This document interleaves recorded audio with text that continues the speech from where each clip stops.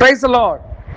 வாழ்வை வளமாக்கும் தேவ வார்த்தை ரோமருக்கு எழுதின நிருபம் 12ஆம் அதிகாரம் 1ஆம் வசனம். அப்படி இருக்க சகோதரரே, நீங்கள் உங்கள் சரீரங்களை பரிசுத்தமும் தேவனுக்கு பிரியமுமான ஜீவ பலியாக ஒப்பு கொடுக்க வேண்டும் என்று தேவனுடைய இரக்கங்களை முன்னிட்டு உங்களை வேண்டிக் கொள்கிறேன். இதுவே நீங்கள் செய்யத்தக்க புத்தியுள்ள ஆராதனை. ஆம், பவுல் இந்நிருபத்தின் உபதேச பகுதியை நிறைவு செய்கிறார். அனைவருமே பாவிகள், தேவனுடைய கோபத்திற்கு தகுதியானவர்கள் என்பதை அவர் காண்பிக்கிறார். மேலும் தேவனுடைய இரக்கத்தின் மாட்சிமை குறித்து வெளிப்படுத்துகிறார். இங்கிருந்து நிருபத்தின் இறுதி வரை விசுவாசிகள் தேவன் அவர்கள் மீது இரக்கமாய் இருப்பதினால் எவ்விதம் வாழ வேண்டும் என்று அவர் எழுதுகிறார். அதிகாரம் 1 11 வரை வெளிப்படுத்தப்பட்டுள்ள அற்புதமான உண்மைகளை வாசித்தும் மாற்றம் அடையாமல் அதற்கு கீழ்ப்படியாமல் இருப்பவர்களுக்கு என்ன நன்மை இருக்கிறது? நாம் அனைவரும் நிச்சயமாக செய்ய வேண்டிய முதலாவது காரியம், நாம் நம்மை தேவனுக்கு முழுமையாக ஒப்பு கொடுக்க வேண்டும். பழைய ஏற்பாட்டு நாட்களில் இஸ்ரவேலில் ஆசாரியர்கள் அடிக்கப்பட்ட மிருகங்களை பலியாக செலுத்தினார்கள்.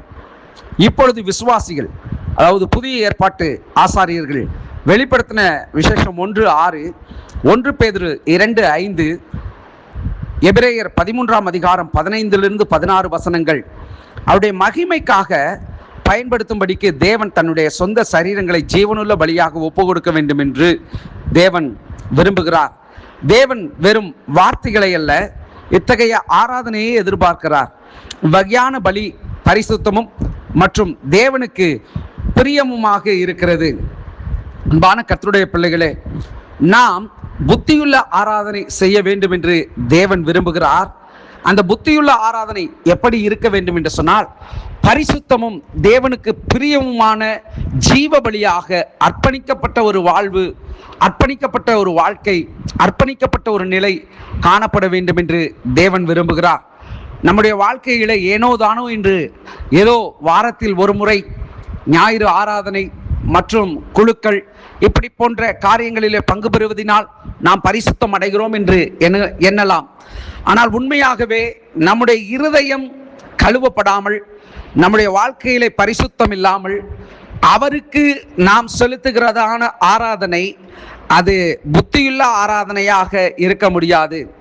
நம்மை நாமே நிதானித்து அறிந்தால் நாம் நியாயம் தீர்க்கப்படும் என்று வேதம் சொல்லுகிறது அல்லவா? ஆகவே தேவனுடைய சமூகத்திலே அவருக்கு பிரியமான ஆராதனை செய்ய வேண்டும் என்று சொன்னால், நம்முடைய வாழ்க்கை முற்றிலுமாக கழுவப்பட்ட ஒரு நிலையிலே அவருக்கு உகந்த ஒரு ஆராதனை செலுத்த வேண்டும் என்று சொன்னால், அவருக்கு உகந்ததான ஒரு உச்சிதமான ஒரு நிலையை நாம் அடைந்தவர்களாக காணப்பட வேண்டும். அன்றாடம் நம்முடைய வாழ்க்கையில காணக்கூடிய பாவங்கள், குறைகள், குற்றங்கள் யாவையும் தேவனுடைய சமூகத்திலே நாம் அறிக்கையிட்டு அவருக்கு உகந்த ஒரு ஆராதனையை நாம் செலுத்துவோம் என்று சொன்னால், தேவன் அதிலே பிரியப்படுகிறவராக இருக்கிறார். அதிலே தேவன் நம்மை ஆசீர்வதிக்கிறவராக இருக்கிறார். ஜெபிப்போம். நல்ல தகப்பனே, உம்முடைய வார்த்தையின் மூலியமாய் இந்த நாளிலே எது புத்தியுள்ள ஆராதனை, எது நன்மை செய்யத்தக்க ஆராதனை என்று சொல்லி நாங்கள் தியானிக்க கொடுத்த கிருபைக்காய் ஸ்தோத்திரம். இந்த நாளிலே இந்த வார்த்தை கேட்கிற ஒவ்வொரு பிள்ளைகளையும் நீர் ஆசீர்வதிப்பீராக. உம்முடைய கிருபையும் சமாதானமும் சந்தோஷமும் எங்கள் வாழ்விலே இது முதற்கொண்டு என்றென்றைக்கும் நிலைத்திருப்பதாக கர்த்தருடைய கிருபையின் கரத்தில் எங்களை தாழ்த்துகிறோம். கிறிஸ்து இயேசுவின் நாமத்தில் ஜெபிக்கிறோம், ஜீவனுள்ள நல்ல பிதாவே. ஆமேன், ஆமேன். God bless you.